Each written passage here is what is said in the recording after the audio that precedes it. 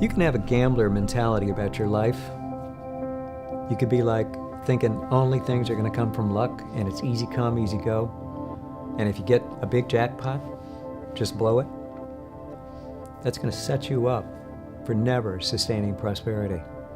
If you want to sustain prosperity and you persist in the kinds of efforts that bring you to prosperity, then you are going to achieve it. But the but is you have to plan for how you're going to sustain prosperity from the beginning. You can't be like somebody who's got a huge wad of cash that was given to you that you didn't expect, and now you got to buy drinks for everybody for the rest of your life. You know, the history of people who win lotto jackpots is abysmal. Most of them have blown nearly all the money they've made if they had it given to them in one lump sum in a very short matter of time. You have to prepare yourself to be a kind of steward of what you receive.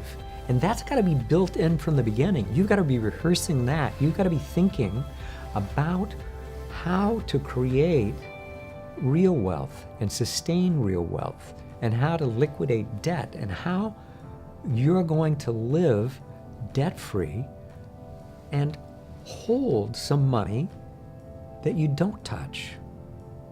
A lot of people, when they make some money, come into some money, immediately spend that money the way they were having to spend money to cover their expenses when they were at a different level. The plan for prosperity and sustaining it is to bring a kind of mentality of preserving wealth as well as enjoying it. You have to invest in order to gain. If you penny pinch your investment in your training, in the support you get, in the coaching you receive, and the processes of learning, you know, the continuing education you invest in, those are investments. You need to make those investments. As you acquire wealth, you need to invest in investment decision making and knowing how to preserve. And I once had somebody tell me, don't invest in the stock market until you have $1 million in long-term bonds. That's one strategy. You can come up with yours. But it's important for you to go into this entire arena of financial wealth with sustaining it in mind, having a real plan, and spending to enjoy it. Don't be the person who puts it all in some kind of stash and then never let yourself enjoy any of it. Or, you know, you don't go on a vacation, you don't do this, you don't do that.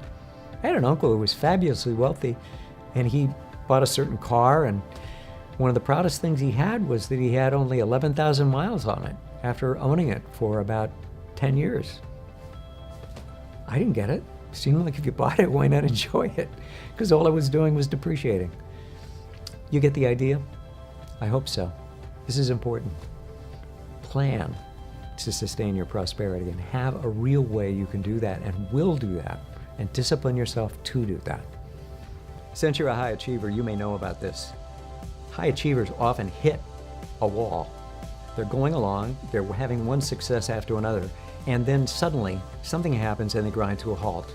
And it's confusing because they're not sure what it is they've done wrong, if it's anything. They just know that they're not moving anymore the way they're used to moving, the way they have moved in the past. If you've run into like what seems like a ceiling over you, and you're kind of in a fog and you're mystified as to what's getting in your way, you can even kind of slide into a swirl of doubts and wonder if you've ever really achieved anything significant at all, and whether any of your amazing achievements that you've done were anything but kind of fronting or a little bit of a fraud. That is really negative and pernicious, and it doesn't have to be that way. I want you to go get a free report from me. Go to drkenchristian.com/breakthrough and receive from me this free report with action steps that are going to tell you exactly what to do now to get you going.